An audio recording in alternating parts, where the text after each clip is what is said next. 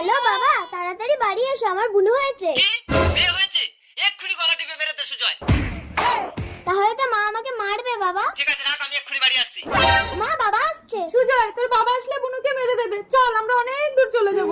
না, আমি যাব না। বাবা আমার জন্য কত কি আনবে। মেয়েকে বাঁচাতেই হবে, তাড়াতাড়ি চল সুজয়। শিখা, বাবা, আজ তুমি মেয়েকে আমার হাত দিয়ে বাঁচালে, যৌবনকালে যেদিন জানোয়ারগুলো ওকে রেপ করে মেরে দেবে সেদিন তুমি কি করবে? ওগো দোহাই তোমার, কল্পনা করে কারো কপাল বলা যায় না। আমি মেয়েকে নিয়ে অনেক দূরে চলে যাব। শিখা, শিখা, শিখা, তুমি ভুল করছো। মা, আমি জীবন হাসপাতালে যাচ্ছি, নাইটে ডিউটি আছে, রাতে আসবো না, সেমিনার হলেই ঘুমিয়ে পড়বো।